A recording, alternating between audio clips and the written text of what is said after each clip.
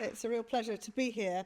Charlotte and I work together in a number of different ways in government, and it's funny how those relationships last forever. And I said, "This is so exciting, this conference you're doing." And she said, "Oh, you don't want to come and speak, do you?" And that was that, you sort of can't get away with it, can you? It's a real pleasure to be here. And I've been sitting as a non-engineer, a mathematician, but a non-engineer, listening in sort of extraordinary amazement at the way the technology works. And I don't begin to understand it. But what I perhaps do understand is both the opportunities and the challenges that civil nuclear power does bring in an answer to, the first one, our climate crisis agenda, as well as, of course, to the really obvious, but we don't say it often enough, challenge of providing cheap, plentiful, reliable energy easily. And what does that do? It enables economic growth. People were talking earlier about this on the panel. That early round of nuclear technology in the 1950s, that surge in nuclear energy because there was a need for energy, it was predicated on a really simply understood need for that growth as businesses needed that. So we are really in a history is repeating itself space, entirely unsurprisingly perhaps, but this is really profoundly important because sitting right at the very nexus of our national security, our economic prosperity, and our environmental future, that intricate relationship between geopolitics and nuclear power, in the maritime in particular, is at the heart of potentially radical positive impacts for all of our citizens. And I think Mikhail made a really critically important point earlier, that we are having to relearn this and to re-educate on the value and the importance of nuclear. And we shouldn't underestimate how challenging that might be and how important it is that we all do that. So if we look at perhaps the three pillars that have sat in separate silos in governments for too long. First, this net zero challenge and how nuclear energy genuinely can be a critical part of that solution. It's been dragged back into the centre ground, particularly in Europe, by a few governments who saw that baseload impact, that long-term stability, as vital to that output. And of course, there are nations, including the UK, for whom, and also the US, Russia, China, and France, where the nuclear energy space has continued through this last 70 years. And, we've kind of stolen a march on everyone else. But it's really important, if we're going to try and get that geopolitical balance stabilised with this clean solution, that we do all we can to help expand, democratise, and share the technology. But secondly, the simple understanding that cheap and plentiful energy is that root of economic prosperity and security. Here in the UK, we've understood that for a long time. We were the first to dig up huge amounts of coal and use it to turn our industrial revolution and drive it forwards. We're in a building that told that story so well. So we've had an unfair advantage through the mining of really high quality UK coal. But we, and I think so many of our neighbours, have forgotten that golden rule about economic security and energy going hand in hand together. And third, of course, the need to be able to assure secure and sovereign controlled energy supplies for our nations. And that's got to be at the heart of government's critical national infrastructure security programming. And I think, honestly, and I'll say this as someone who was trying to shift the dial in government, in the name of globalism and cheapest is best, I think we all allowed that ball to slip. But the shifting geopolitical environment around us now, as major powers become less altruistic and pursue growth and control to the detriment of smaller nations, means that those imperatives of energy independence and the urgent need for decarbonisation together are now converging with an undeniable force. So let's be clear about the geopolitical landscape that we are trying to navigate. We observe with keen interest, and indeed with a degree of perhaps strategic concern, the significant activity of nations like Russia and China in this very field. Their investments in nuclear capabilities are not merely about defence. Their economic forward-thinking means they see, for instance, the importance of the Arctic and the need to have maritime capabilities which are powered reliably to deal with ice flows and tough conditions. Russia's development and deployment of nuclear-powered icebreakers, the only nation who actually does so at the moment, grants them unparalleled access and control over vital Arctic shipping lanes, further solidifies their strategic positions, and should be something that challenges all our shipbuilding strategies. The Chinese have begun construction of a modern salt reactor icebreaker, which, if completed, would give them a substantial advantage on those northern trade routes, with all the attendant risks to others that could bring. alongside, of course, turning out land-based nuclear power stations in an extraordinary way in China, basically as fast as they're turning out coal power stations. And they're planning another 150 nuclear power stations by 2035. We should be really cognizant of the impact that has, partly also to the skills piece, and where will those nuclear skills be? And we need them to be everywhere.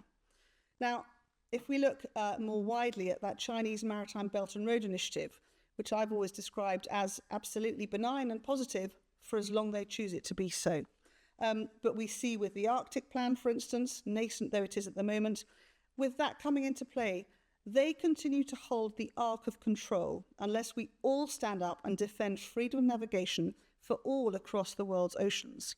Now, the Arctic in particular is a future filled with possibilities for so many nations, or indeed a race to serious conflict if we cannot rebalance our maritime assets that we have between us to restabilise. So that nuclear-powered vessel has longevity and assurance in harsh environments like no other, and they are in build.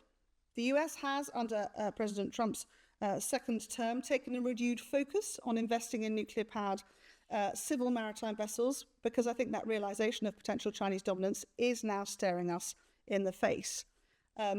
US leadership in this is really good news, and we should be championing that. The Canadians also, in concert with Finland, are starting on new icebreakers, albeit conventionally powered. But this re-understanding of the maritime security challenge is one that needs solutions.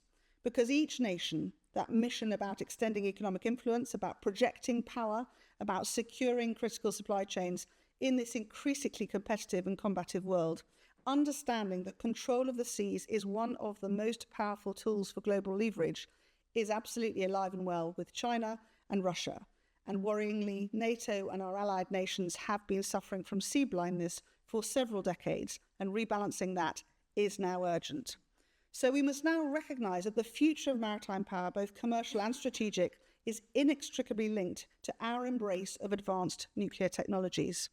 The challenge, and of course the opportunity before us now, is to ensure that the UK, I'm biased obviously, but alongside our partners in Europe and Asia, working with the US, focus with renewed vigour on the synergy of these two critical areas, that maritime and nuclear piece. But this isn't merely a technological frontier, it's a geopolitical imperative. So why is it so vital? The answer lies in the transformative potential of floating nuclear power plants. These are not just theoretical constructs, of course. They are a tangible solution to some of the most pressing challenges of our age. FNPPs offer a pathway to clean, resilient and flexible energy generation.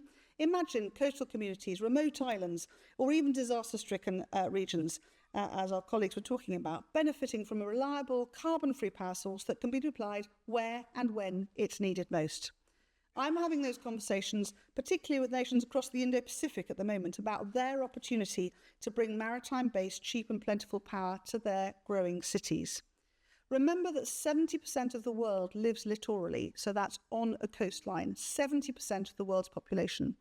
So offshore-based plug-in power shouldn't be considered an unattainable solution. Quite the opposite, the floating nuclear power station could revolutionise the energy options and the outputs for all those largest and growing cities around Africa, the Americas and the Indo-Pacific. There was always a joke amongst submariners, and I'm sure the Admiral will know this. They used to say if we plugged in one of our nuclear submarines in Bristol, it would keep it powered for several years, to which somebody would then say, but do we really want to not have it out in the Atlantic protecting? But the concept was always there. The submariners never thought that was strange, that you would just plug in the reactor you use to drive yourself around the Atlantic and you could power a city. This is real now and something that we have to really drive forwards. But of course, the most perhaps urgent, hungry power monster out there at the moment, and we're talking about a little, is our data centres. Because they are now the fourth critical element in our daily lives. There's food, there's water and electricity, and there's data. Now, that's only going one way. So we have to find the solutions that can meet that continuing hunger for electricity that our data centres need, but that, importantly, that continuous, secure energy. Interestingly, on the radio this morning, there was a lady from Georgia, USA, discussing the challenges around the water resources being taken up by a data centre there and the impact that was having on their community. So let's be savvy now and let's plan to use our coastlines rather than perhaps taking up the water resources that the data centers also need to put those basing for our data sources and make sure that the power can match it by those offshore bases. This flexibility is going to be crucial in this demanding world, which is, as I say, only going one way. It's not only the data centers. We've got this burgeoning world demanding electricity around advanced drones, autonomous vessels.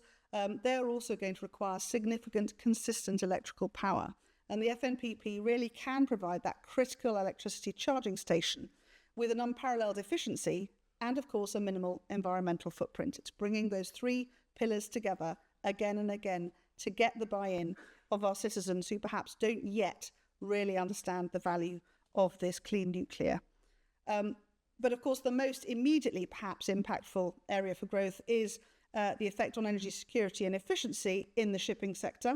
3% of carbon emissions globally are coming from the shipping industry. That's 3 times larger than the whole of the UK. These are huge amounts of emissions that are absolutely removable in order to help our planet. And that's how we get, I think, the attention of young climate activists who perhaps don't know that engineering and the nuclear sector is part of their opportunity to help actually make their planet a safer and more sustainable place. The global shipping industry has relied on fossil fuels, also importantly, not only polluting, but it brings that economically inefficient, environmentally damaging practice of slow steaming, which is reducing speed, can conserve fuel, and therefore continuing to be out there longer than you need to. Why would you not go at a greater, stable pace and get the economic advantage as well as the cleaner one? So that advance in nuclear propulsion for commercial vehicles, the use of NFPPs to power port infrastructure, green fuel production, really has the opportunity to revolutionise maritime logistics. It assures our shipping fleets the opportunity to no longer be beholden to volatile oil prices or indeed distant supply lines. It brings a whole series of practical things that make sense, that aren't complicated engineering, but they make sense to people's daily lives. And that's where we are going to see this real shift, and at last the IMO really leaning forwards and starting to lead on some of the, as Charlotte says, technical solutions that are going to be required. Because it's not only about environmental responsibility, it's absolutely future-proofing one of those most vital arteries of global trade. That path ahead is going to require vision, collaboration, and a willingness to invest in these technologies that will define the 21st century and beyond. So fostering innovation, streamlining those regulatory processes, and championing the international partnerships, bringing other countries in who at present are not in the nuclear family and don't think in this space yet, is going to be critical to be able to deploy these maritime nuclear solutions as quickly as possible. But this is how we're going to secure our energy future and enhance our strategic autonomy and lead the charge towards a truly sustainable global maritime industry. I think the UK-US Green Corridor, as the team running COP26 who brought the Clydebank Declaration forwards, with that passionate vision that we know that private investors, brilliant scientists and businesses will find solutions to this. We have a level of landscape, a geopolitical landscape in place already, but it demands everyone's attention. The climate crisis demands everyone's attention. Maritime nuclear generally does offer a powerful answer to both. So it's exciting to see all of you and all of us pushing this forwards. And I would just like to thank Core Power for catalysing us all together today. Thank you.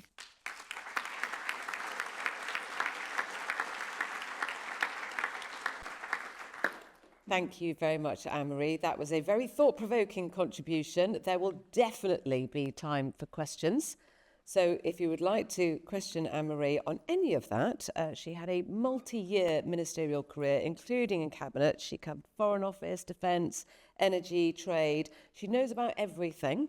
So just ask her. It'll be absolutely fine. But what I did love particularly about what she said, and sometimes we slightly forget this, providing cheap and plentiful energy.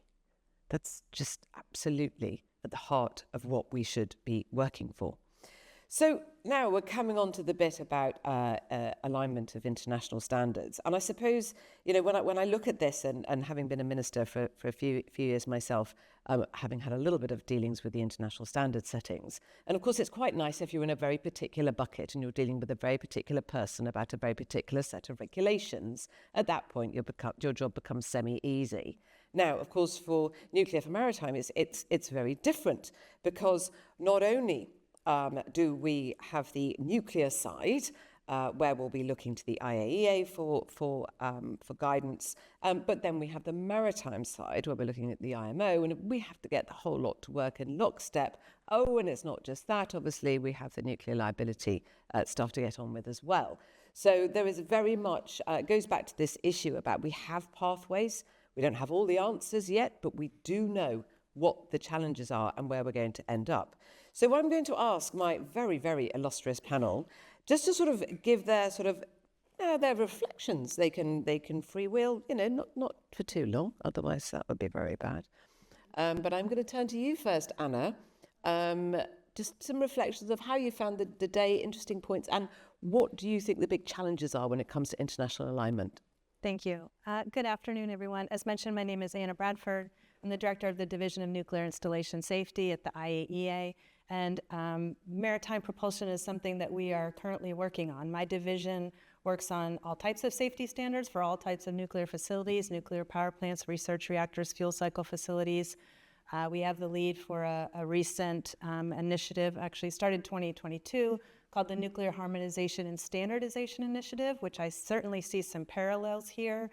That initiative, which we call NESI for short, is about trying to standardize requirements for small modular reactors globally so that they can be deployed globally safely and securely without having to change the design for every country that those nuclear power plants are built in. And I see some comparisons, obviously, with wanting to use small modular reactors for shipping. So we've also recently started a project, or are about to start a project, called ATLAS. We've heard it mentioned a couple times today. ATLAS stands for Atomic Technologies Licensed for Applications at Sea. The scope is meant to include floating nuclear power plants and nuclear marine propulsion. And the idea is to bring all of these disparate groups into the same room to figure out the challenges that need to be resolved and what the path forward might be.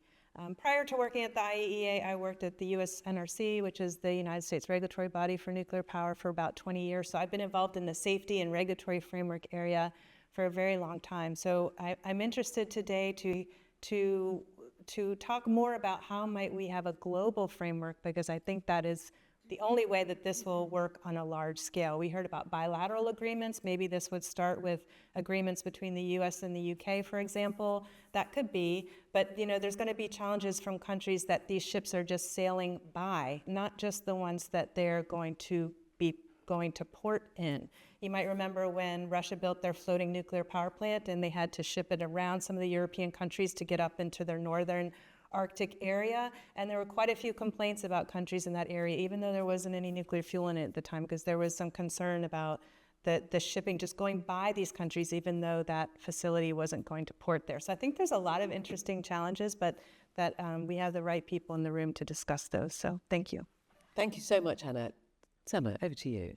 Things that you have already seen. But so for us, our Nuclear Association, as you know, we are the international body that represents the global nuclear industry.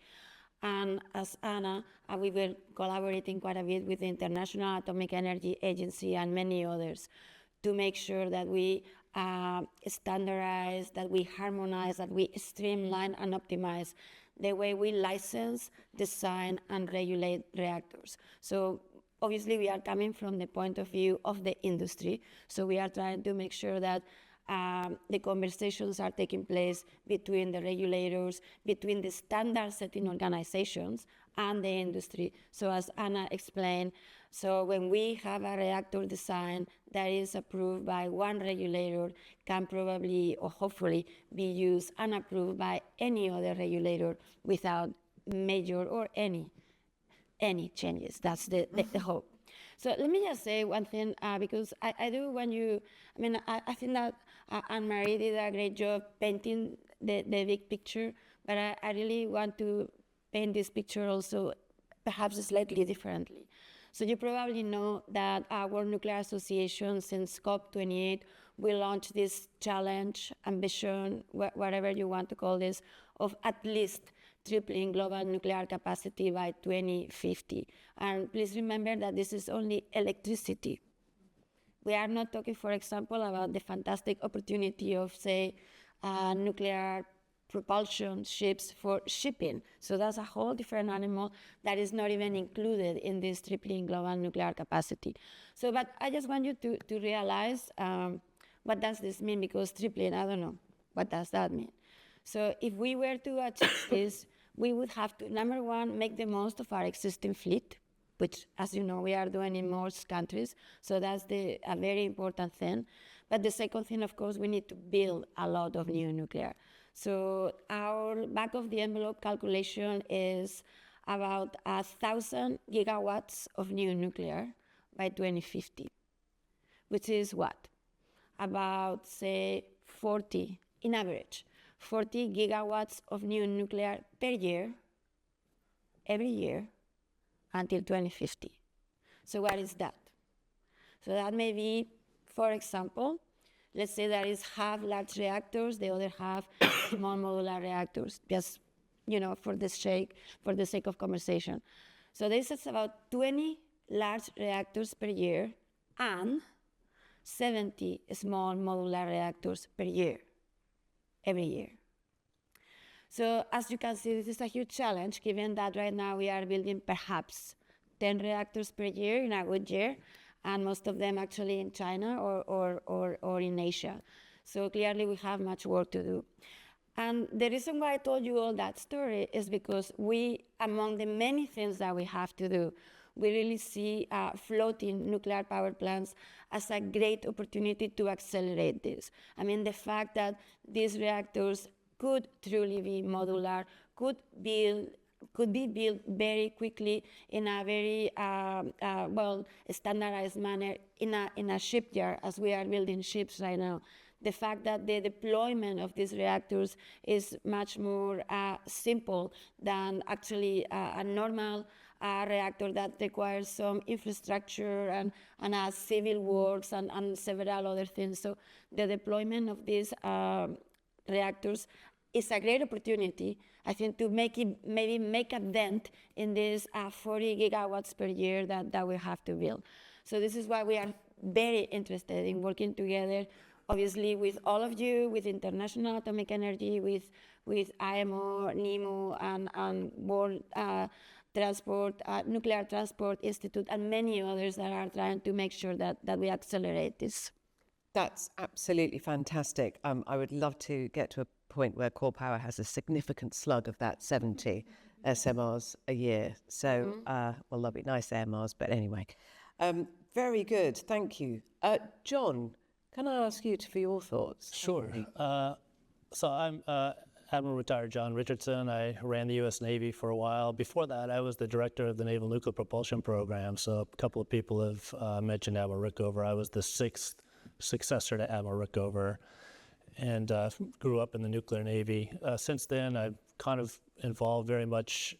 I'm a Venn diagram person myself, so very much portfolio in nuclear now. So I'm on the board of Constellation Energy and BWXT. Very, very honored to be on the board here at Core Power. And I do want to address just I'll tell you a couple of sea stories very quickly. One, actually we did plug in a submarine to power up an island. When? Yeah, it was in the 80s, I believe. It was after Hurricane Iniki really devastated one of the Hawaiian islands. And so we did that. It's actually a lot more complicated than just plugging in the thing. So I wouldn't recommend it as a solution going forward. But we did pull it off. And then, my second story really is to bring together not only the theme of this panel, but a couple of the themes that the other panels have talked about. And I'll just start with saying the title of this story is sort of, it was the worst of times and it was the best of times. And so the worst of times, part of what we do on the board of Constellation is we visit different nuclear sites. And we don't call them nuclear power plants. We certainly don't call them nuclear reactors. We call them clean energy centers, right? Which is a very nice, accurate description and easy to digest in terms of just sort of setting the tone of the discussion. So this is about 4 years ago, and we talk, and of course the highlight of these tours is to talk to the people. These are young people, right? They're in the mid to upper 20s, maybe 30s. And of course, there's some more seasoned people there as well. But the questions about 4 years ago were, hey, Admiral, what do you think? Is there a future in this for me? Because I've got a family, I've got a mortgage, I've got concerns. Is there a future? And I was always sort of cautiously optimistic. A lot of people were working very, very hard, many of them on the stage and in this room, to make sure that there would be a future. And I said, just hang in there for a little while. We'll know for sure in a relatively short period of time, a couple of years. So that was, and oh, by the way, the company was also protecting itself and was managing resources very judiciously for an industry that was potentially in decline. Okay, we were thinking of closing nuclear power plants in the United States. Okay, so that's the worst of times. Best of times, when I walk through these plants, I just got finished with one about 2 weeks ago. Now you talk to these very same young people, same plant. They say, Admiral, I just want to tell you, this is a fantastic place. My father worked at this plant. I am working at this plant. And I want my children to work at this plant. And some of the new technologies that we're investing in now have given this a whole new sense of excitement, not just of a future, but an exciting future. And I can see myself having an entire career inside this company, addressing different aspects of the nuclear enterprise. So that's the best of times. What are the differences? What's the main difference? This is the exact same people, the exact same clean energy center, and the difference was policy, right? And so no technology came on the scene to make this a different thing. It was just shows the importance of getting the policy right. And so we did have a great effort to advocate for getting the policy right. The components of that group that advocated so hard were some of the folks the groups that we've talked about today.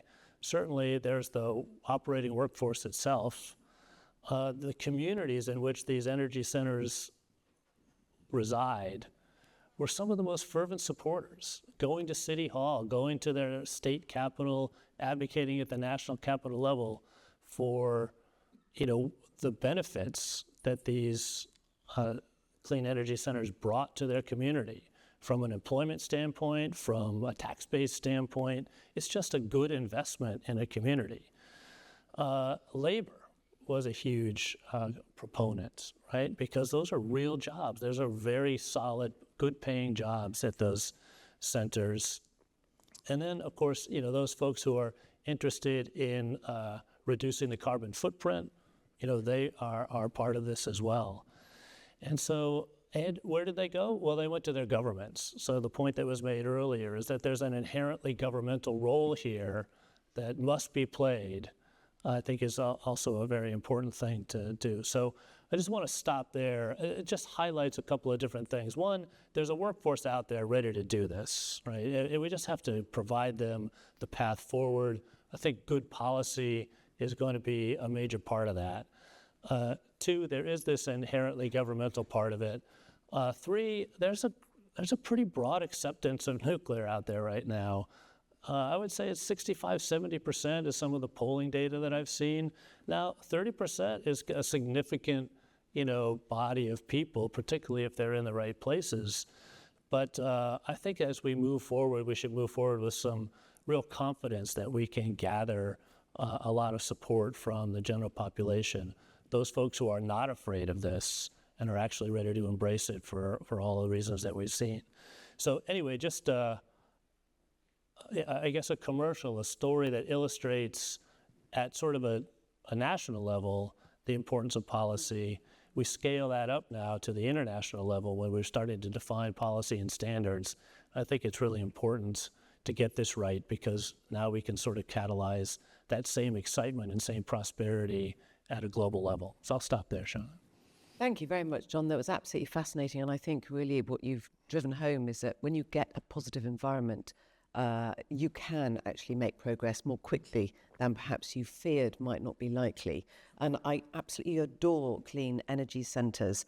And I've got a floating clean energy centre that I have now just renamed that I could tell you very soon. Yeah. So I'm going to move on to Tim. Tim, welcome to the panel. Thank you, Charlotte.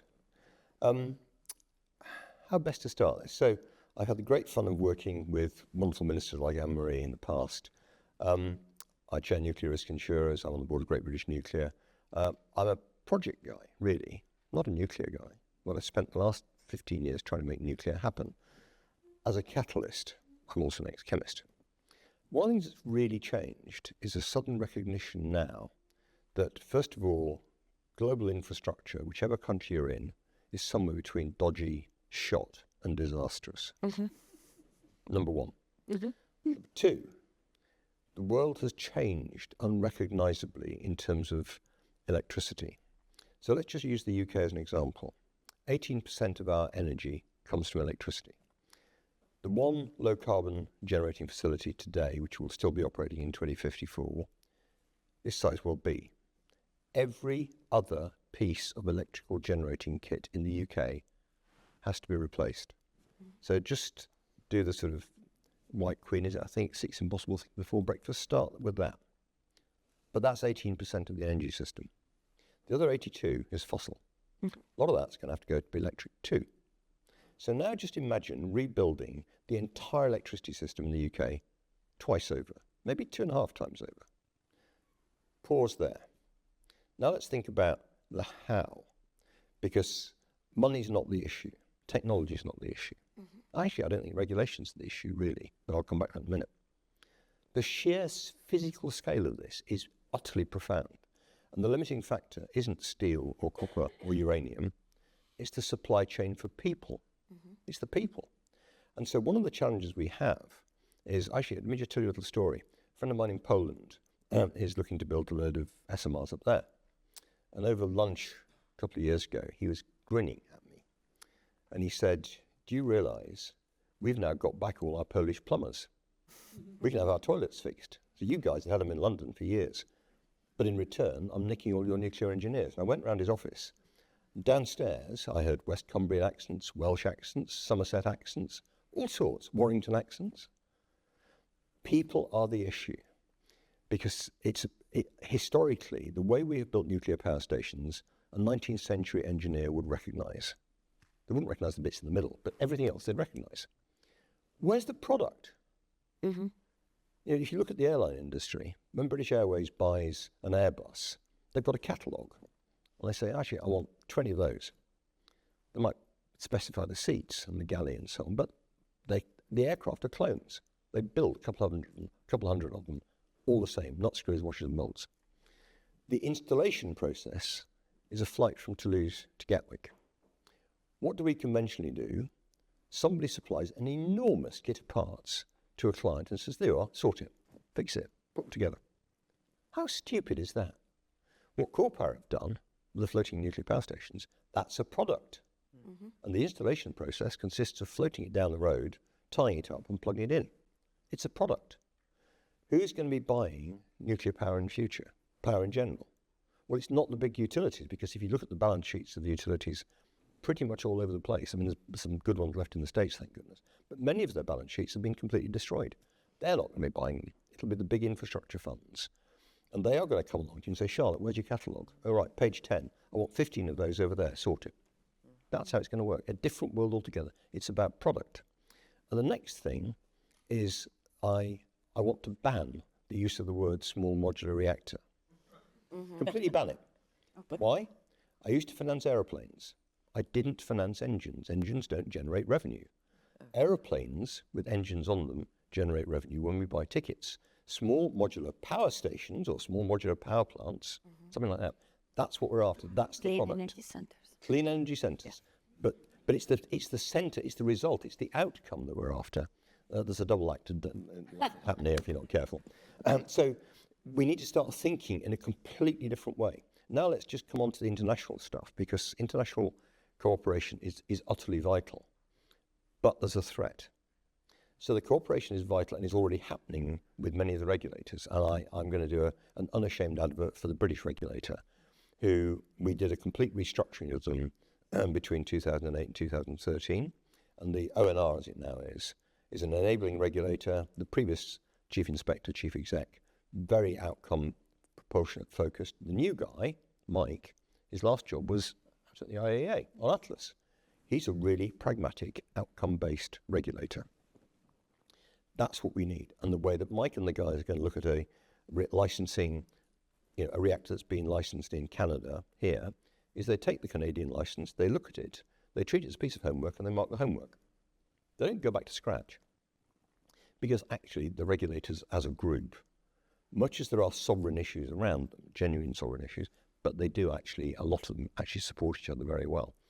So there's a world of change there. So as we start to bring the SMRs and indeed the small modular power plants that float, especially the clean ones, when we bring them here, the licensing process will be a lot different. And there's a review going on at the moment of the whole regulatory landscape anyway. But you need to now remember that, as I said, infrastructure is shot. All infrastructure is shot. Infrastructure is inherently a sovereign risk. And what's going to be really interesting is to see which of the nation states actually get this properly. Because what we're doing in replacing that 18% and then doing it again and again is we are redefining the economic competitiveness for our grandchildren and our great-grandchildren. That's the timescale of the decisions that the politicians today around the world are taking. Just think about that. Every day we are making decisions as civil servants and politicians that the ramifications will be our great-grandchildren. By then, gas will be very important for a different reason. So what else do we do with gas apart from burn it? Why are we burning this stuff? It's a feedstock for petrochemicals and pharmaceuticals. Where are you going to get your petrochemicals and pharmaceuticals from when gas starts to run out? The next cheapest source of pure organic chemical is sugar. Really? We're going to grow that at that scale? Come on. These are profound changes that are coming. And one of the things that slightly makes me nervous is that what had been a pretty reasonable and apparently stable geopolitical consensus has gone. And what we're now looking at is the competition between nation states about that economic competitiveness in the future. And I'll finish with a little example from South Australia. I've had a lot of fun doing work out there and teaching out there over the years. Australia doesn't really have a grid.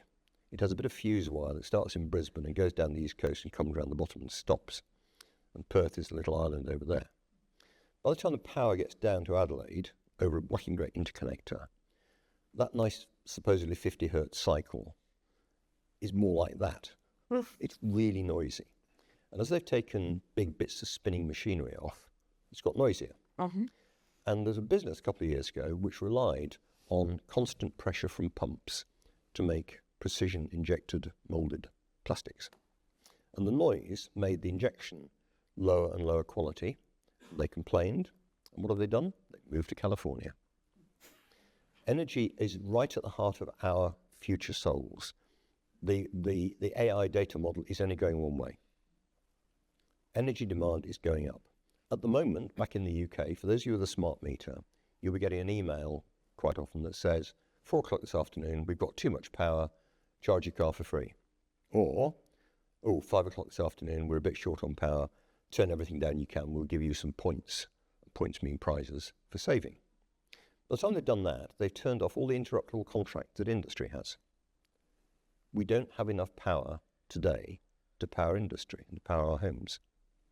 We are just this side of a Spanish experience. National infrastructure is something where government owns failure, and it's going to be really interesting over the next few years to see how governments respond to that, recognise their roles in long-term planning and stability of national infrastructure. I'll stop there. Well, this hasn't turned out quite as I'd expected. However, That was very interesting, wasn't it? A short contribution, Anne-Marie. So, for example, do ministers of any nation, really, understand everything that Tim has just said, but also that they are taking decisions on the sort of timescales that are relevant to our grandchildren? I would suggest very rarely is that the case. Politicians who are lucky enough to have access to the wisdom of people like Tim, which I certainly was when I was the Energy Minister, and those primes in countries in critical national infrastructure who have the ability to come and explain that, that's important. But a politician could be a 25-year-old who has had one job and is passionate about a particular issue and becomes a politician, or someone of 65 who has worked across many sectors and brings enormous wisdom in lots of areas. Both are important in a democratic environment to get that breadth of views, to make good, sensible, centre-ground policy making. But when you're a minister, you, to your earlier point, you become part of a very specific area of policy, which almost certainly you were not an expert in before you were promoted into that job. So you are dependent on the civil servants around you who may or may not be experts in the subject. And I would say probably only in the, of all my 7 departments I worked in, only in the energy part of the business department did I feel I had genuine, deep experts. They'd stayed in post, they were there for 20 years, perhaps some in the Ministry of Defence as well. But otherwise, you get, certainly in the UK civil service and other democratic civil services, people move around for their own career development.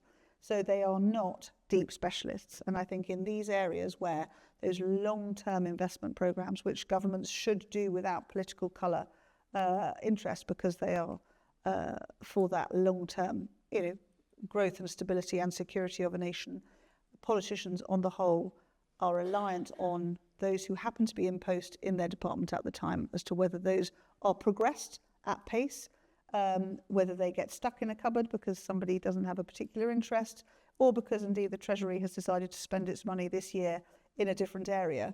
It can be very difficult to grab hold of anything and drive it forwards. I mean, I was very fortunate in the energy space. I came in, Boris Johnson asked me to do the, if you remember it, our 10-point energy revolution, followed by the first net zero strategy of any developed nation in the world. So I had prime ministerial support. The Treasury was dragged behind him to help, and I was given the authority to kick down every door across every department to force the system. And I had people like Tim going, go on, keep kicking harder. If you go and find that person, they'll help you, because people like Tim have been part of the ecosystem, the experts in this sector. But that is incredibly rare, that coalescence comes together, and you need, at every level of the political cycle, passion and interest, because there's never enough hours in the day, as we've discovered in the political cycle. Indeed. Okay, right, so I'm going to try and bring it back on track now. So we're going to come to Anna. So the question is, so we had a bit of a teaser about Atlas. You're going to have to tell us a little bit more. Sure. And what I'm particularly interested in, how do you see it working? What do you think the key relationships is? And because we really have been at 34,000 feet about thinking about where the influences are going to come from, clearly politicians are going to be possibly less than helpful in driving things forward. Actually, I'm looking more to sensible people like Tim, regulators in different countries, sort of trying to understand the challenges. Is that how you see it? What do you think is going to happen to Atlas? When is it going to kick off, and how long will it take? Thank you. You're welcome. As I mentioned, Atlas stands for Atomic Technologies Licensed for Applications at Sea. This is in a stage, I would call it, it's in the formative stage. It has not been kicked off yet. The intent is for the IAEA to have a launch event later this year, maybe in October or November. But what it's meant to do is address the challenges, as I mentioned, with floating nuclear power plants and marine propulsion, because we at the IAEA, we're hearing more and more interest from these two things from our member states. We know that our international safety standards, a lot of them apply in kind of a general sense, because these are still nuclear power plants. They're just being used in a different way. And so our safety standards for nuclear power plants will apply in many cases. But when it comes down to the details, or perhaps the application of those safety standards, there needs to be some work done so that it can apply to marine propulsion, and floating nuclear power plants. But in addition to the safety standards, there's all these other challenges that we've heard of today. There's insurance issues, there's classification issues with respect to the ships that will have these reactors on them. They need to be properly classified and built correctly and inspected correctly. There's safeguards issues, there's security issues. And so under Atlas, we want to bring all of this under the same umbrella so that these different people and different organizations are talking to each other, get everyone in the same room. The IAEA has a very good sort of convening power that we can bring different groups in and try to get some kind of results, or at least a path forward out of those. So the idea is that the Atlas would focus on 5 or 6 main areas that have sort of risen to the top of the challenges. They're the ones I just mentioned: security, safeguards, safety, classification, the IMO code, which we've also heard of today. Just a week or two ago, the IMO decided to update their nuclear code. Of course, we'll work closely with them. The IMO is another United Nations organization, just like we are. So we'll work closely together with them, I have to imagine, on the update of that code. And so we'll look at some sort of focused areas where we think we can make progress now. We can't do everything all at once, but what things need to be addressed now, as someone earlier today mentioned, a step-by-step process so that we can get there in kind of a methodical way. That's the thought. The members would be, the invitations would go out to all of the IAEA member states, which is about 180 countries. These are countries both that have nuclear power and that do not have nuclear power. And also as well as organizations that are involved in this sort of work. So maybe NEMO, maybe Core Power, maybe designers, maybe ship classification organizations, that sort of thing. So the people who maybe don't all work together on a normal basis, the idea is to get them talking and to figure out the challenges and the path forward. In terms of time frame, I don't know, except for knowing that the launch is meant to be later this year. I think as the work gets going, we'll have to set some pretty aggressive schedules, honestly, if we want to try to meet the timelines we heard earlier today about when we hope to have demonstration ships or demonstration floating nuclear power plants. I think it will have to be, the IAEA sometimes works at a very steady pace. Maybe perhaps we'll have to work at a more aggressive pace for this particular project. I also wanted to say, I think we're going to have involvement at all layers, including government and politicians, because coming from the regulator of the U.S., it can make a difference if you're getting instruction from the very highest level of your government saying, NRC, I want you to focus on nuclear maritime propulsion. And then, so I think, for me, I think it needs to be engagement at all levels for it to be successful. Thank you. That's incredibly helpful. And certainly, from my perspective, the most helpful thing that the industry could sort of start to see would be a timeline and knowing and understanding that things are going to happen in parallel and not in series, because there are clearly a lot of things that might take, say, 3 years. We've got to get on with them now. Sure. And that to me is like a top of my mind. So Sama, how do you see getting involved in Atlas? Will it be a big part of what you try and get your members involved definitely in? We would offer our support to the IAEA to support the work that they are doing with, in particular with this maritime and naval applications. So we've been working with the agency quite closely with NESI and many other projects. So I would say, and I really am very glad to hear Anna to highlight some of the key aspects of Atlas, because there are things that we discussed for NESI that I think are going to be essential. So to me, this connection between governments, regulators, well, in this case, regulators and international agencies is a little bit more complex than we had in NESI. So we have IMO, we have the standard setting organizations, we have liability-related things. So all those things, interlocutors need to be there. And of course, industry, whether it is the designers, the developers, the people that are going to operate or fabricate these vessels, these reactors, these clean energy, these floating clean energy centers. I like that. We've gotten a good word here. No, so, but I really want to emphasize what Anna said. The mandate that governments are going to give to all these organizations is going to be essential.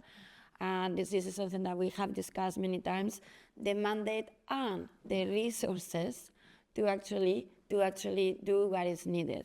And in my mind, it's essential that we start, I mean, it is good to bring everybody together under the same tent, and it is good to have, conversations, but at the same time, I think it's essential to do what you partly have done, which is identify the gaps and begin with the end in mind. I mean, not to say that we know what the solution is already, but let's not sit back and chit-chat for many, many years from now. Oh, should we do this? Should we do that? I mean, let's bring an appropriate group of experts that are going to set some sort of vision and direction that hopefully is going to help us get where we need to get in the most streamlined and accelerated manner. So that's, Anna knows this because we've offered a lot of support in that direction in the past, and I certainly welcome the opportunity to do it again. Thank you very much. And so, that mandate is really important. And I suppose, for example, in the UK government, you want the mandate to happen for nuclear, for maritime, and then you really need a lead body to then sort of start taking it forward, because otherwise it falls between all sorts of different government departments and regulators. I think that's one of the issues. Can I be slightly controversial and see if there's any questions? Go ahead. I've been doing a lot of work on Ukraine, and that demonstrates there is no international alignment in some areas anymore, unless they're rebuilt. And in nuclear specifically, already Russia has in mind a floating power station off one of the areas of Africa. China may do its own thing. So the IAEA has got a lot of heavy lifting to do to get everybody back on the same page to make this happen. What Tim described just is an indication of where we turned a blind eye to things here. But internationally, we do need alignment, and it really is going to take a lot of effort to re-establish that. Can I Yes, of course. Okay. So the international safety standards that the IAEA puts out, and we have about 130 something covering all types of radioactive material and radioactive facilities. And those are all consensus documents, meaning all 180 countries that belong to the IAEA have agreed with what's in those. And those countries include Russia and China. So the floating nuclear power plant that Russia is using, it's been operating for about 5 years. I think they would say it meets the IAEA safety standards. So I hope I wasn't leaving the impression that there's some countries out there that are just doing whatever they want. China and Russia are very involved with IAEA safety standards, with developing what's in there, with making sure that their nuclear power plants meet those standards. So I'm not sure that exactly answers your question, but I wanted to make sure that I stated that. Thank you. Yeah. Thank you. Does anyone? Can I Yes, of course. It probably will not answer your question either, but I would like to maybe emphasize one thing that I think is important. So we've been trying to harmonize or streamline or optimize the way we license existing reactors, large, small modular reactors, and sometimes we've been more successful than others. To me, I have to say, these floating nuclear power plants, this is a great opportunity for us to get our act together. So this is again why I applaud and very much welcome the IAEA taking the lead to put this together. But again, this is not an opportunity that we can miss. We really need to get our act together. So one of the things that I'll just put in people's head, and then John, I will come to you, is whether we need to make sure that we progress floating nuclear power plants as quickly as we can. Propulsion too, but the two don't have to necessarily go in lockstep. No, exactly. So we need to deploy first. I think, in my mind, that floating nuclear power plants is a low-hanging fruit. I mean, Tim will say almost nothing that is stopping us from getting there. I think that propulsion applications, there may be a little bit more complexities, but yeah. Okay. And John, what do you think? No, I just wanted to put an exclamation point on the points that have been made. One thing that I think we're all we're going to leave today happy that we attended today, because you do, by virtue of spending the day here, get a sense of really how many things have to move together, right? So it's been a very comprehensive day to kind of see the span of everything that's involved, from technology to people to insurance to liability to international standards. And if you tweak the technology, that's going to send a ripple through all of those other areas. And so it really has to move forward. And so groups like Core Power, the IAEA with Atlas, those at the American Bureau of Shipping that are bringing the team together and achieving coherence is really kind of very, very important, because if we go down our separate roads, we're going to end up with just chaos at the end and nothing will really come together. I'm a little slightly more paranoid about the Chinese motivation than perhaps many, but I think that because they're consensus documents and they'll abide by them until it's in their national interest not to abide by them, right? And so I would advocate, to your point, let's get our act together. There's a clock running here, and I think we want to be beating at that clock, getting out there, setting the technological standards. It really began here in the West, right? So we should be staying in the lead and setting the regulatory standards by not only writing those standards, but also the precedent of abiding by those standards. Get out there and fill that space. So there is, I think, a bit of urgency here. We have to remember this is not a self-licking ice cream cone. There's an international and national security competitive dimension to this that we can't ignore. I've never heard that before. A self-licking ice cream cone. Questions and Just comments? got to spend more time at sea, Charlotte. No, thanks. You're all right. Not a self-licking ice cream cone.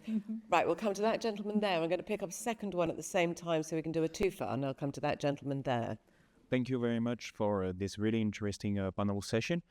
Some countries, such as India or Pakistan, has not signed the Non-Proliferation Treaty, and Iran has just stopped cooperation with IAEA.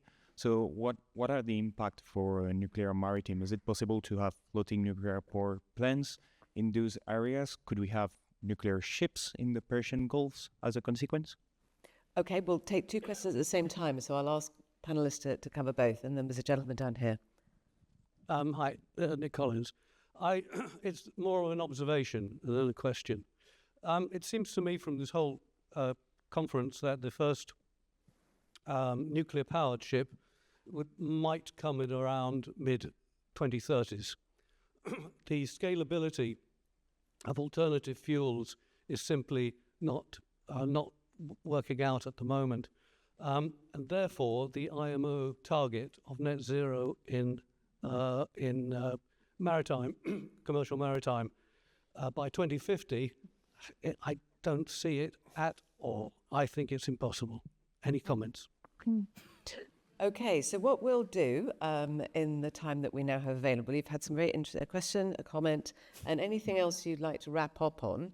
So what I might do is start from this end and work back to there, if that's okay. Anne-Marie. Thank you. I think that's a really fair challenge, but the answer is if the policy framework is there and investors understand the value and the opportunity, the word acceleration has been used, that is what will be required, but there will be both an imperative economically and from a security perspective, as well as the justifiable, if you like, argument to a much broader range of citizens that the ecological solution, which is a nuclear one, a much more broadly in the electricity production on land and on the seas, is the solution. So that acceleration point, which will feed to getting the framework in place and then driving the financial flows, I think it is possible to achieve, but now is the time to set that regulatory environment so that it's possible, because the financial flows won't happen without it. Thank you very much, Anne-Marie. Tim. Thank you. This is really about creating investable projects or investable businesses. What we're doing across the spectrum, whether it's the floating clean energy centres or civilian stuff on land, we are building new businesses, we're building startups. First thing, there are 4 letters that the Wall Street Journal used a few years ago, which was JFDI, just flaming do it. That's the next thing. That's what they said. It's really important that we actually get a grip. As Sama said, these things are low-hanging fruit. You don't need 10-year development consent order processes and planning appeals and all the rest of it to plonk something in water. It's a different set of rules. One of the things about being a banker is you learn to make money out of A, volatility, and B, by finding your way through the gaps in the rules. That's what we need to be looking at now. We need to be making progress, because the other thing here, I think, is that those countries that actually make things happen and make it happen quickly then provide, back to my point about global competition, a real embarrassment to the others and a real challenge. Targets, I completely understand your comment. Targets are there not because they are things that you're going to do, that they're things you're going to try and do. And the targets have to remain put in place, because we have to do things about climate change. It might not be terribly popular at the moment politically, but we have to do it. But it's about getting on and doing things. And the next person that talks to me about best available technology is going to get a pretty short response. It doesn't matter. Good enough is good enough. If the regulators are happy with it, that it works, why do I have to keep improving it? It's completely unnecessary. What you need is really dull, boring replicability that you can crank out like a Nissan production line. They just come off the end, one after another, built by robots, aided by AI. But we have to do stuff. And we've spent the last 40 years living off a legacy that our parents and grandparents created. And those of you who remember a Canadian singer called Joni Mitchell, she's got a song called Big Yellow Taxi. And there's a wonderful line in there, which is, you don't know what you've got till it's gone. And we now need to get cracking. The money's there. London as a financial centre, you heard from Mark, NRI was set up to enable Calder Hall to switch on. We can do this, but we need the drive, the impetus. We need also not just the bright politicians saying, get on and do it, but delegated authority without the dead hand of bits of bureaucracy that wants to just interfere and call for a bit more work. Get on and do it. And it's going to be really interesting to see over the next decade, across Europe in particular, now that everybody, pretty much apart from the Germans, have figured out that nuclear is a critical part of their future, and they will get there too, how that competition unfolds and who actually wins out of this. So I also am going to take your challenge and maybe add to what you just heard. So I do not believe this is not going to be a linear growth. So I think that yes, it will take us a little while to get cranking. But once that we set up the right industrial infrastructures, regulatory infrastructures, financial infrastructures, I think the growth is going to be much faster. It's not going to be linear. Instead of those 40 gigawatts that I was mentioning, maybe we will do 50 or whatever. I mean, that's what I truly believe.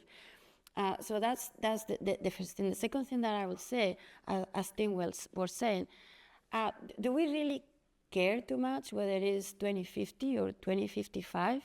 I mean, so to me, what is very important, and several of you mentioned this, is like, for the first time in a long time, governments have understood that there is a difference between goals, we are going to decarbonize by 2050, or whatever, and actual industrial strategies and implementation plans. And for the first time in a long time, I'm starting to see industrial strategies and implementation plans that are actually, hopefully, aligned with these goals.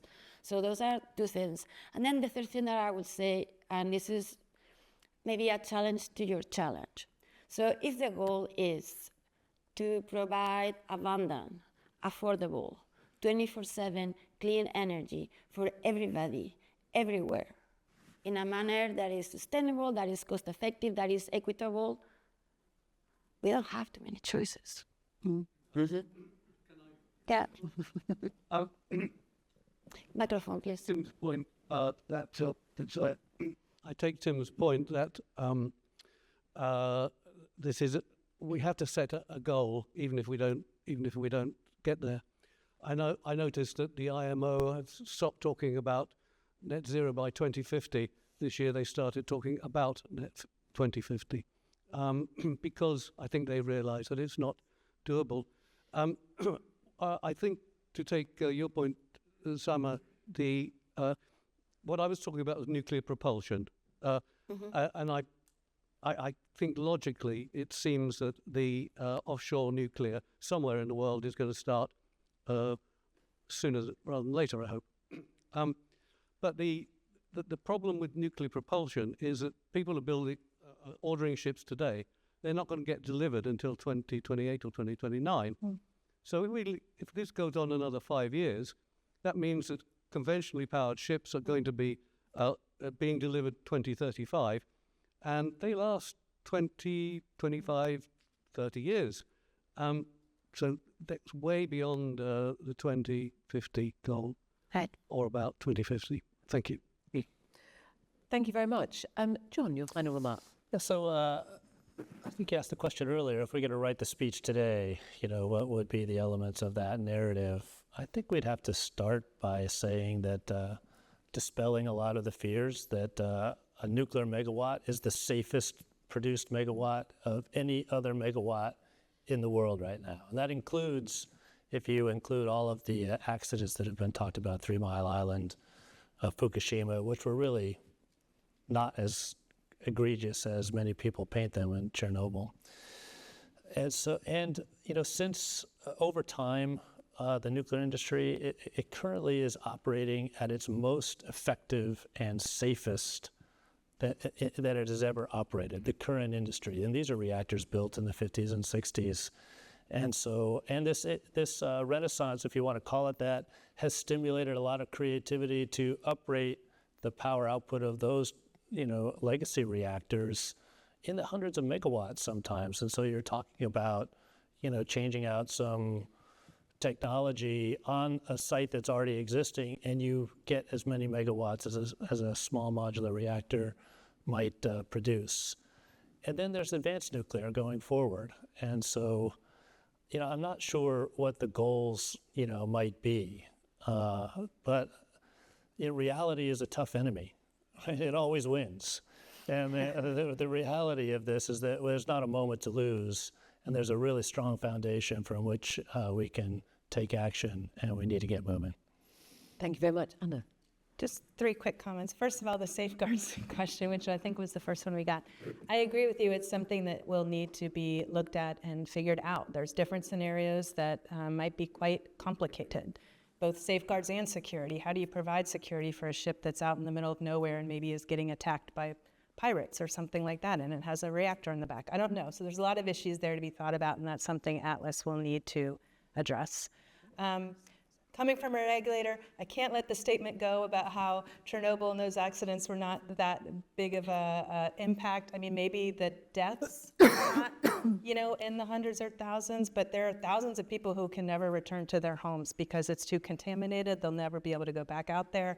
People died from the evacuation from Fukushima, so it's, again, the regulator in me and the safety culture. I just wanted to point that out. Fair point. Okay, and then lastly about, is this really going to happen by 2050? I am also a skeptic that will happen if things remain exactly the way they are now. And there's so much pressure for the other direction that I think that there is actually a chance that maybe it's not reached, but that we make some good progress in that way. In my job, maybe we're all mostly from Europe or Western countries here. I go to a lot of countries that are desperate for energy. We're sitting in the offices of their nuclear regulator and the lights keep going out because they don't have enough power to keep the regulator's lights on during the day. They want power and they want it now. And if it's the floating nuclear power plant that someone can just drive right up to their city and plug it in, then they're going to make that happen if they can. So I think we need to, there's a lot of different pressures coming from different directions at this point. Just an interesting thing, how many people in the world die of smoke inhalation from cook stoves? Because that's how they power their home. That's a lot. Yeah. Yeah. Please share your appreciation to the fantastic panel.